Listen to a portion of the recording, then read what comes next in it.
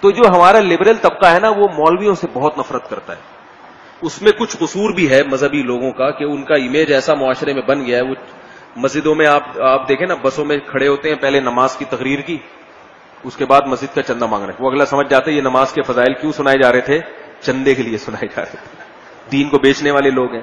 لیکن ایک بات مجھے بتاؤ, میں اس طبقے سے کہتا ہوں کہ کیا ڈاکٹروں میں فراڈی نہیں ہوتے, کیا سائنسدانوں میں فراڈی نہیں ہوتے, کیا سیاستدانوں میں فراڈی نہیں ہوتے؟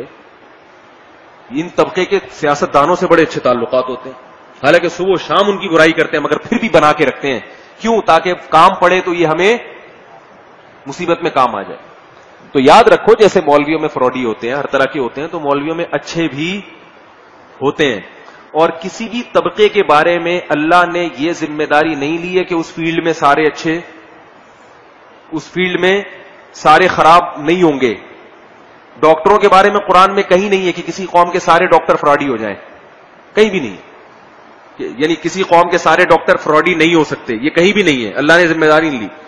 یہ کہیں بھی نہیں ہے کہ کسی قوم کے سارے سیاستدان فراڈی نہیں ہو سکتے, کچھ اچھے رہیں گے کچھ غلط, ایسا کہیں نہیں. یعنی سارے فراڈی ہو سکتے ہیں, امکان ہے.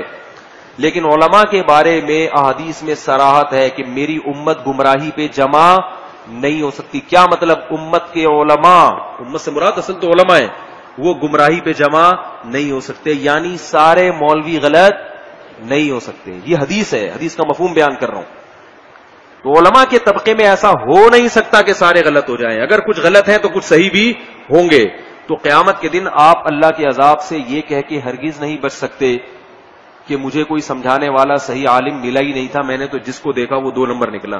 یہ کہہ کر آپ بچ نہیں سکتے. اللہ کہیں گے کہ تمہیں بہت سے 2 نمبر ڈاکٹر ملے, لیکن تمہیں اپنی بیماری کی علاج کی پرواہ تھی, تم نے صحیح کو تلاش کرنے کی کوشش کی. تو ایسے ہی مذہب تمہاری اگر ضرورت ہوتا اور تم مذہب کو اپنی ضرورت سمجھتے, تو جہاں اتنے سارے 2 نمبر مولوی تھے تم 1 نمبر کو بھی تلاش کرتے.